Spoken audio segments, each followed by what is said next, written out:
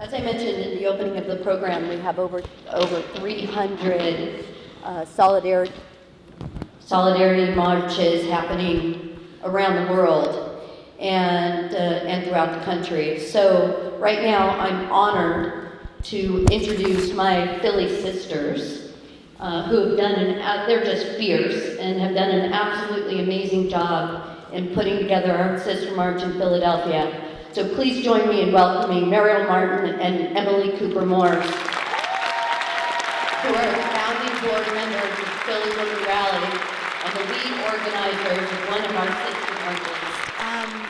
On November 9th, I had to wake up and tell my 7.5-year-old daughter that Hillary had lost. I also went to bed that night reassuring her that it would be okay.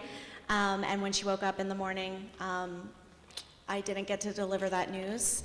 And I decided immediately that I couldn't let this happen again. I already felt like I couldn't let the rhetoric that was used during the election cycle be normalized. But as sad and depressed as I was, I really only took a couple of hours maybe to grieve until I was ready to take action. And so I took to social media like I think a lot of you did. And about 36 to 48 hours after the DC event page went up, I had found it. And I really wanted to go to DC, but I saw a lot of people say that they wish they could go but couldn't for one reason or another. And so I thought, oh, that's a good point. I wonder if there's a sister event in Philly that we could do, that I can go join in solidarity.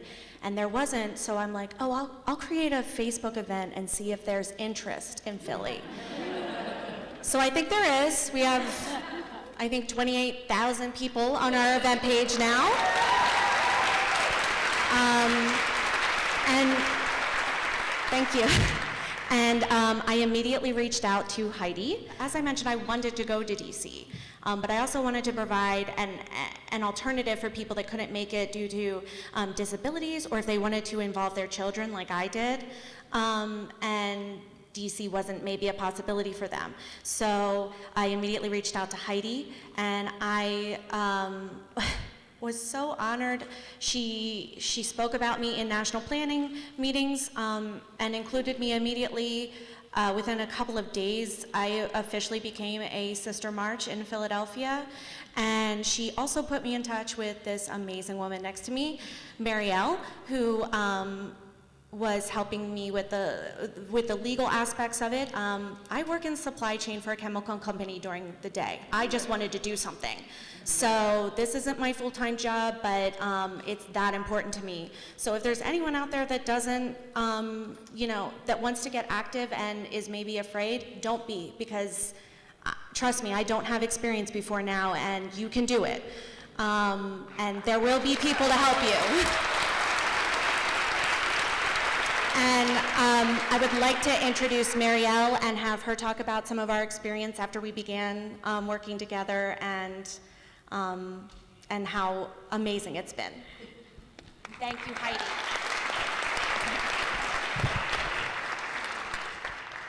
Hi, I'm Mariel, Joy Kornblith Martin. My family has given me a long name. I was born in Colombia, adopted by this amazing Jewish badass woman. It's like, oh, sorry. And those things that she's instilled in me have really resonated in my life and helped me to, want to go to law school, and I did, and want to just really try and make, for me, I was a political science major, and so that was my connection. So during this campaign, I was pregnant. And so I wasn't going to hop on, I'm a progressive Democrat, so I wasn't going to hop on the Bernie Sanders campaign, just because if anybody has worked in campaigns, it is a very, very intense, but you love it if you're a campaigner. It's like 120-hour work weeks. So sure enough, I've been following this election. And one of the biggest takeaways was that words do not matter.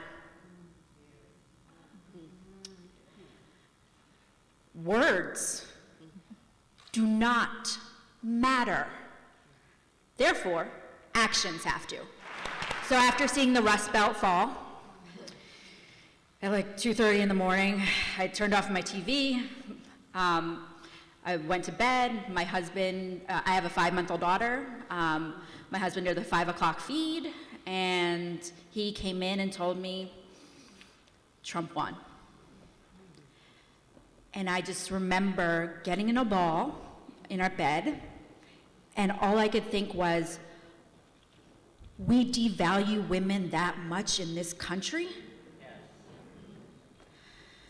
I took a day. I took a day to grieve, to go through my anger, to go through all these lovely phases. There were a lot of things being thrown. And then I turned to social media. That's where I found Heidi. I looked up the Pennsylvania chapter. I said, what's going on in PA? I'm going to go down to DC. This is a federal issue. We are bringing it to the steps. And Heidi and I started talking, and we started doing great things together. And then it was mentioned, you know, there's a sister rally starting to form here in Philadelphia. It would be cool if you could maybe help them a little bit.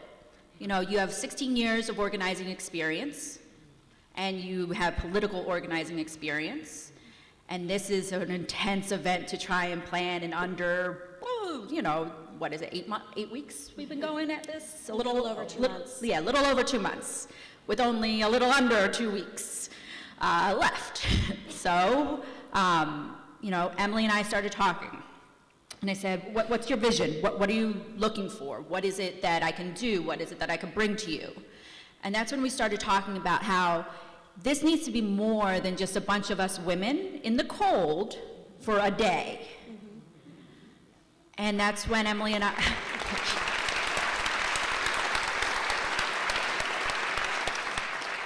So that's when Emily and I decided, you know what? We are going to form a nonprofit. We're going to form a nonprofit so we can actually fundraise, because if we want to make an event in Philadelphia, it's a historic area. It's a lot of responsibility that we're about to take on. And it's something that we really, really need to be careful and mindful and understand the impact that we are now entering into the women's movement.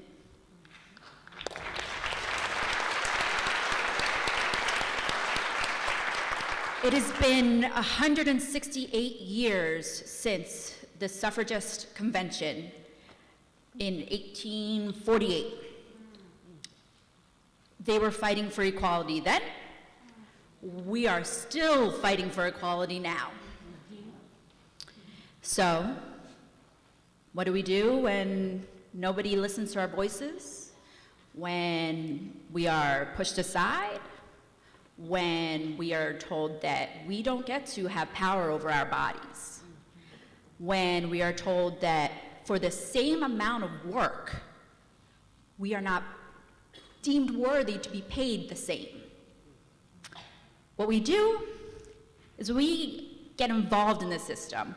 We go and make sure that we are elected into the system, because that's the only way it's going to change.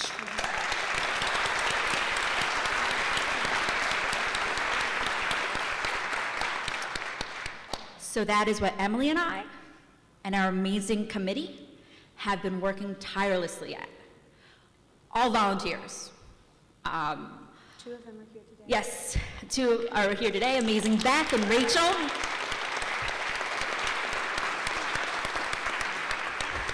We're also all gonna be at the Tap House after this event. But we just wanted to say thank you. Thank you. You started it, you were the catalyst, and for us, Philly is my home, so it's important for me to be able to represent us here as well. So thank you.